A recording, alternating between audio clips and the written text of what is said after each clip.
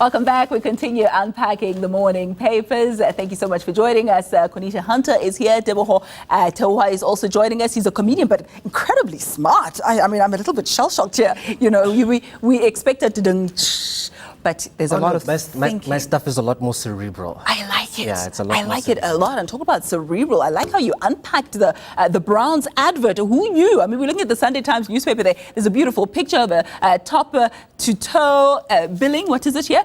Top to toe billing or bling. I'm trying to read sideways. It's not my greatest. Yeah, billing. There we go. Beautiful pictures. There's a lot going on here. But your eye caught the attention.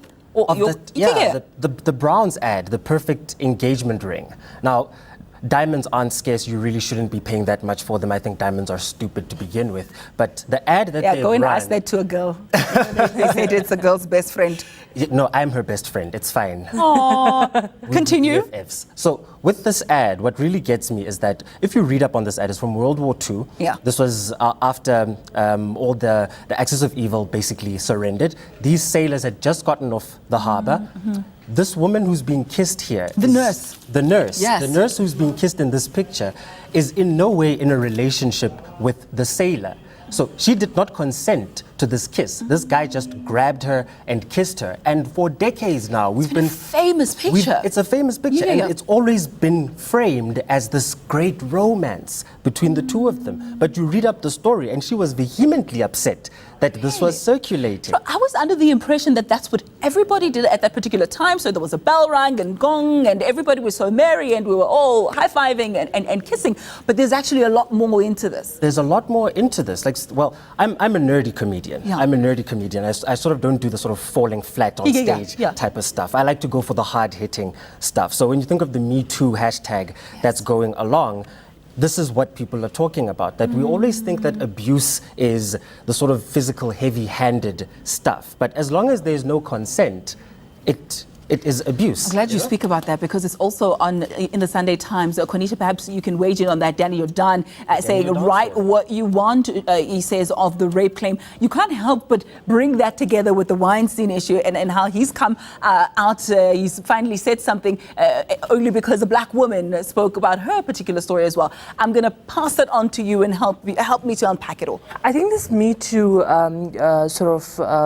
hashtag that has started is a very important one, and there has been sort of a rise in people speaking out, particularly because there's safety in numbers, Ayanda. And so with the Danny Jordan issue, I think that this is not the first time he's been accused. Obviously, this was of a different nature before with the whole FIFA scandal, but he's gone to ground.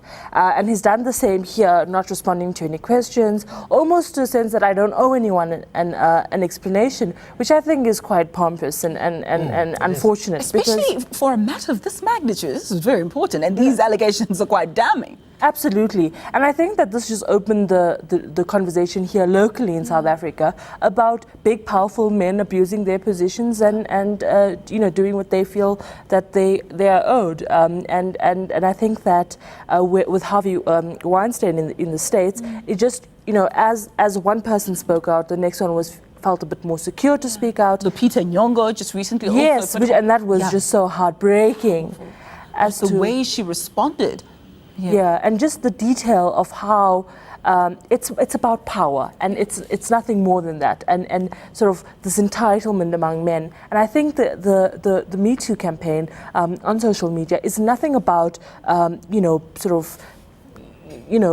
the woman at the center of it. It's about showing how normalized this absolutely devastating culture among men is, and I think that if this Danny Jordan situation is anything, is that we need to have more people speak out about how men in power abuse their position. I think someone on social media said there are no more women who've been violated than those who have not in their own little circle of friends, which I think is something that this is a lot about our society. We've become desensitized to it. I mean, every weekend there is a story like this in the paper, whether it's a famous Kwaito star or a soccer boss. If it's so widespread across our society, it's not a poor people issue, it's not a rich people issue, it's an all of us issue. And as men, if you try and exclude yourselves from this issue, then you're backing the wrong horse. Yeah. You're completely backing the wrong horse. You're those people who thought that de Klerk and them were still going to be in power today. You've backed the wrong horse, and I think we all need to come on board with this.